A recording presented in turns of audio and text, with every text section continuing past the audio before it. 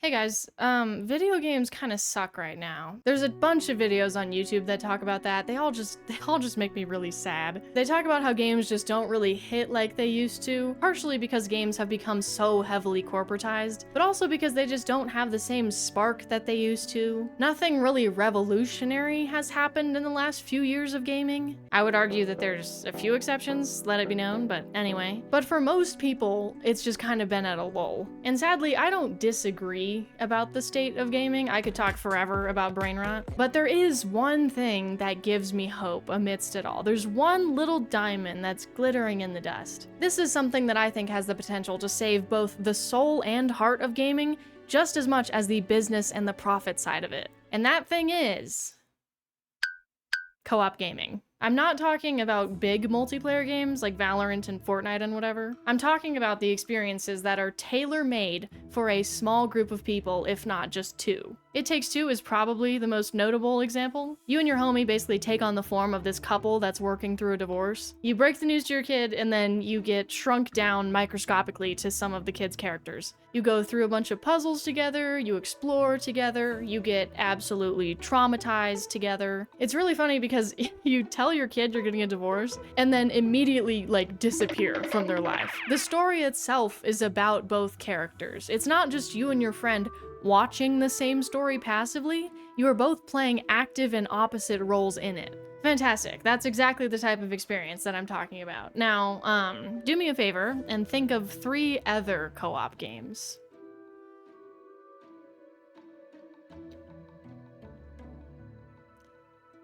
Did you do it? First off, could you even think of 3? And second off, aren't they all one of these games? Dare I say, probably? There are not that many co-op games out there, guys. I swear it happens multiple times each year where I'm with a friend and we want to start a new game, so I go and I search, multiplayer co-op games, and every single time we get the exact same options. So my question was then, why? Why is this the case? Is it because these games just don't sell? It Takes Two was 2021 Game of the Year, and it has sold 23 million copies as of a couple months ago. And before that, the same studio released A Way Out, and now they're doing Split Fiction. Those are both games that are tailor-made for 2 people specifically, and they both sold extremely well and very successfully. But okay, that's only one studio. Maybe we've got some survivor's bias here. Maybe we only hear about the success stories and there's just a ton of co-op games that fail. That's a valid point. Except it's not. Look at this study from VGI. VGI is a company dedicated to giving and interpreting video game statistics, okay? First off, the study defines co-op as a video game that allows players to work together as teammates, usually against one or more non-player character opponents.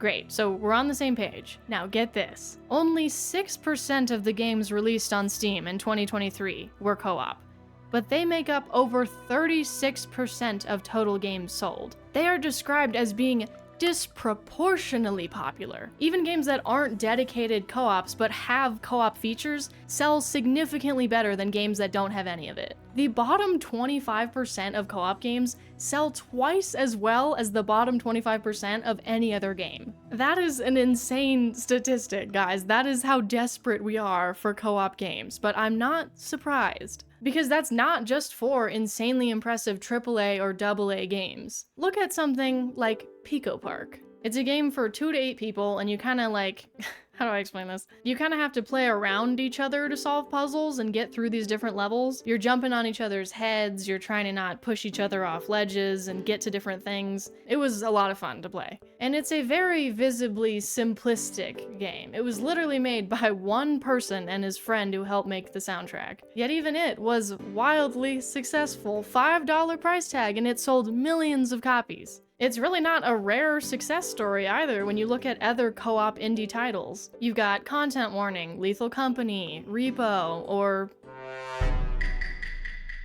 Think about how much all of those games took over the internet for a period of time. There are just not a ton of co-op games swimming around out there. Even 5 years after COVID, Sorry, that's horrible to say. But even 5 years after COVID, when we discovered that these games can be successful, and even when small indie titles have made it clear time and time again that the barrier to entry is not insanely high. In fact, I would argue that the barrier to entry for designing a co-op game is even lower than it would be for a single-player game, because you're able to rely on 2 players or a small group to bounce back and forth and create their own fun. Now yes, programming the experience and developing a multiplayer game is a lot harder than a single player one, but, from a game design perspective and how hard it might be to make a game fun, the game developer is no longer solely responsible for creating that experience for the player, because that player's friend or their friend group is now the other half of the equation.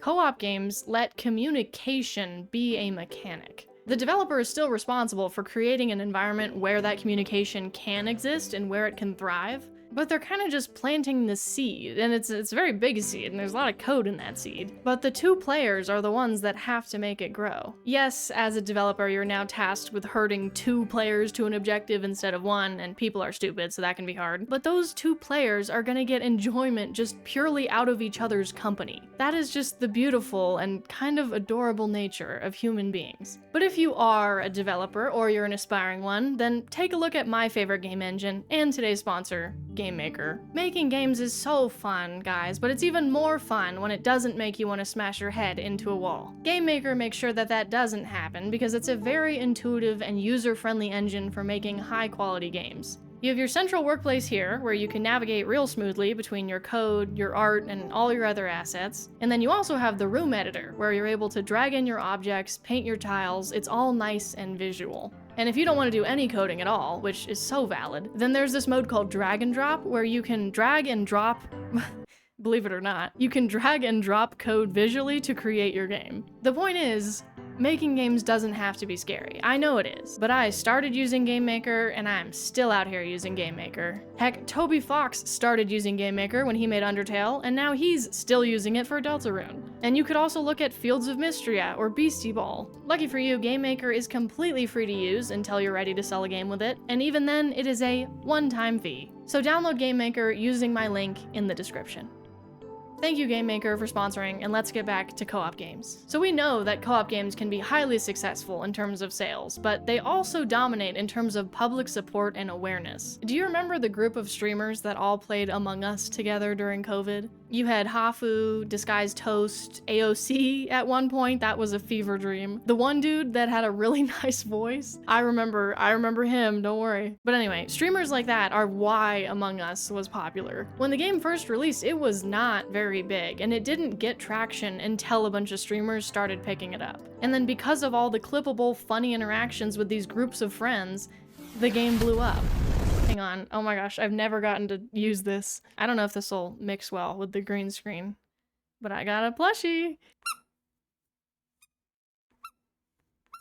Yep, that's that. But anyway, like I said earlier, the players make the game just as much as the developers do when it comes to co-op experiences. Which makes it fun to not just be a part of the group that's playing it, but also to watch it. To watch a group of friends messing around, being idiots, seeing the different dynamics, the humor that comes from it, it's so funny and it can be so entertaining. I loved watching Markiplier play through the forest with Bob and Wade, and I don't normally like Let's Plays. But there's also the Jackbox games, Content Warning, Minecraft, Repo, Lethal Company. The amount of content that has come from those multiplayer games, from creators, is astronomical. The clips of the games that go the most viral are usually 2 people or a group of friends messing around in a co-op or multiplayer game. That is yet another reason to me why it's so surprising we don't have more co-op games. People streaming a game of their own free will is free marketing, man. I highly doubt that the one dude who made Pico Park paid streamers half a decade after the game's release to play it live. But he sure as heck reaped the benefits of that happening, and so did the onslaught of multiplayer games that all the big streamers got around to playing during COVID. The same study that I referenced earlier from VGI even theorized that the streamability and the shareability of co-op games are largely responsible for why they're so disproportionately popular on Steam. My take on that is that for a lot of people, co-op games are reminiscent of physically playing games with other people. Couch co-op has largely died out.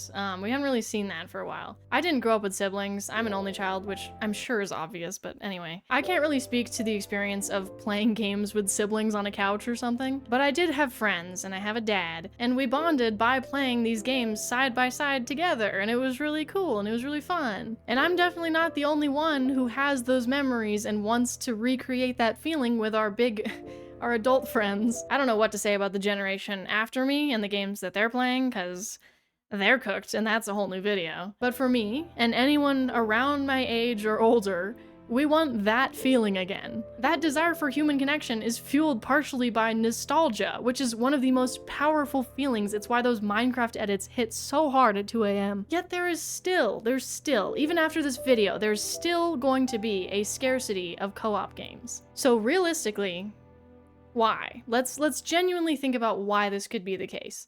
Okay, problem number one is the technical requirement. Online multiplayer systems are in fact harder to make than single player ones, and that's just talking about being able to have two people in the same session interacting with the same systems. You have to be able to handle synchronization issues, you have to be able to play test for both sides. Recreating bugs is just a genuine nightmare if something only happens when two people are doing a very specific thing at a very specific time. Even just setting everything up to run smoothly and reliably. Networking, I believe, is the term that's used for all that. There's also the task of needing to maintain game servers, sure. Unless you want to have one person host the game on their device, which can be unsafe and also depends on the network connection of the host, then you need dedicated servers, which is expensive. And thirdly, from a design perspective, it's just easier to create a controlled narrative experience if you're only trying to herd one person in the right direction. If the goal is to tell an impactful narrative story, then yes, single player will be easier to create than multiplayer.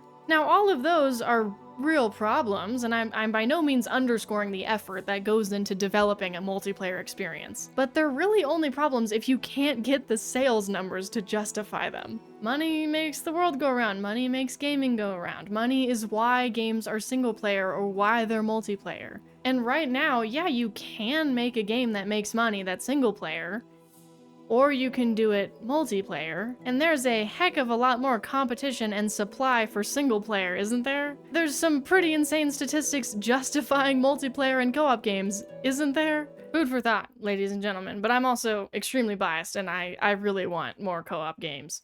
See, pre-COVID, this video would be stupid because sales have not always backed co-op games. But the thing is, now they do, and it's a very clear upward trajectory that's firing towards the sun. It Takes Two winning 2021 Game of the Year really kicked it off, and call me insatiable, but there's still not enough. I need more. And that's just a static fact that there's not enough co-op games. In 2024, only 5% of the games released on Steam were co-op, and almost half of the co-op game sales total was Pal World sales, which is great. It was a very fun game, but I can only abuse fake Pokemon so much. I need some variety in the gene pool here. Look, a big part of gaming is the human experience. Whether that's an artistic reflection of a story being told, enduring a challenge and overcoming failure, or by experiencing the human connection and bond that a co-op game can cultivate and grow. That is what the gaming industry needs. That's what's been missing in so many of these games that prioritize profit over player experience. But these co-op games can both bring in money for developers